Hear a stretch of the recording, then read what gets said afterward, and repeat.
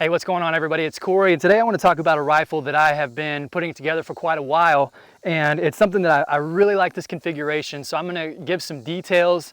I'm going to talk about some of the components that I had to track down to make this function like I wanted and to be able to set it up like this. So without further ado, this is the Sig MCX Virtus. It's chambered in 5.56.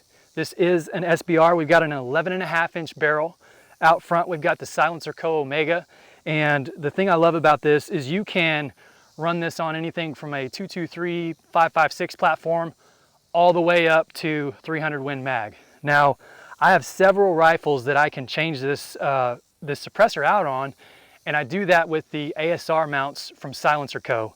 And what that allows me to do is take it from one rifle to the next. On this particular rifle, instead of going with the ASR muzzle brake, which has the ports, it has to be timed, I went with the ASR Flash Hider just to make sure that I didn't have to get it perfectly timed and all that good stuff. It wasn't worth the extra effort, and also it seemed like it was very difficult and I was gonna have to track down some more parts or maybe take it to a gunsmith or something like that.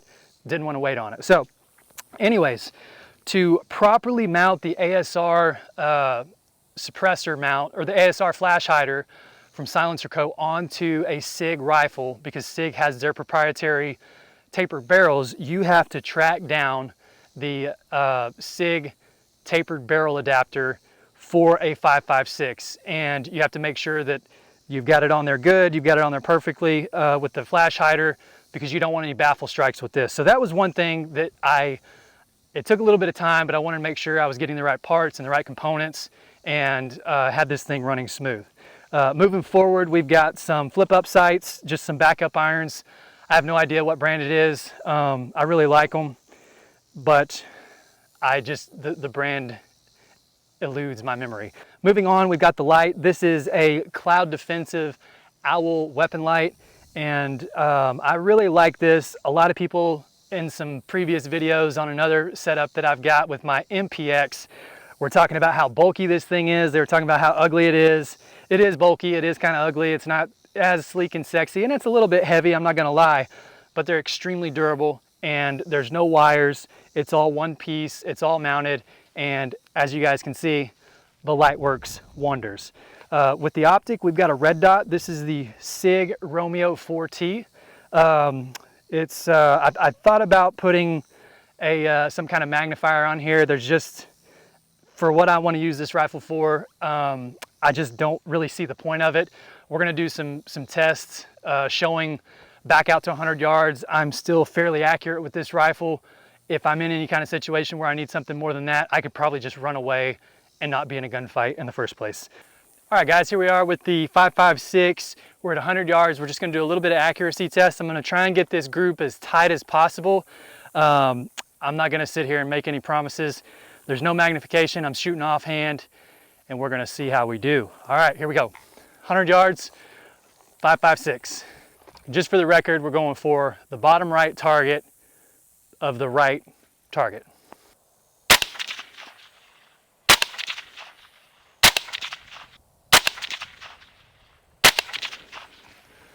I think that one was a little bit right, but we're gonna go down and check out those groups and see how we did.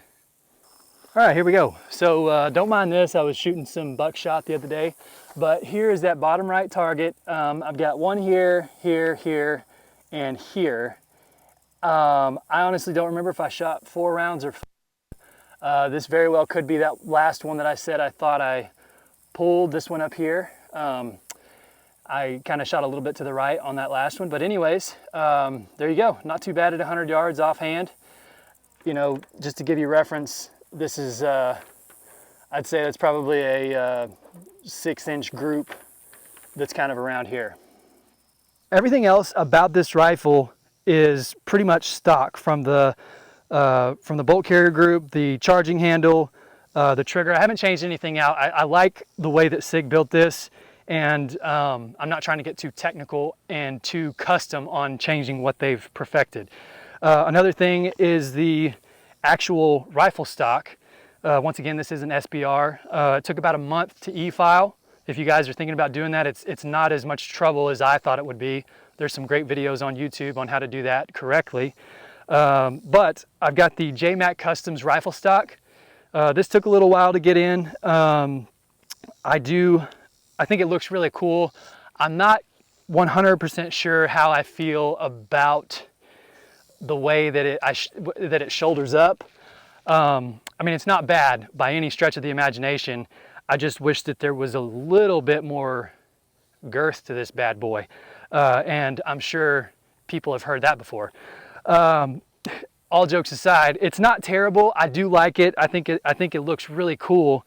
But you've also got to make sure that you've got something that you're able to shoulder and get on target pretty quick and fairly consistently. So I don't have a ton of rounds through this rifle. I'm not going to lie and say that, you know, I've got more than probably, you know, 150, 200 rounds, maybe somewhere in that ballpark. Like I said, I did just get this completed, and I just wanted to kind of talk about it, share it with you guys. Like I said, there wasn't a ton of information out there whenever I was trying to put this all together. Anywhere from trying to figure out what adapters I needed for the ASR Flash Hider, and just all that different stuff with these rifles and with how much these suppressors cost. You don't want to set it up wrong. You don't want to put a crush washer on or put some shims or whatever, because they don't work with this rifle. So you want to make sure that you have that done correctly. Anyways, guys, thanks for checking out the video. If you have any questions, feel free to reach out to me by leaving a comment down in the comment section. If you haven't subscribed to the channel, be sure and subscribe. I have a lot of great videos that are going to be coming up talking about rifle setups, holsters. I always enjoy sharing hunts with you guys. I'm into thermal and night hunting. That's one of my hobbies. So thanks for checking out the video, and I will see you on the next one.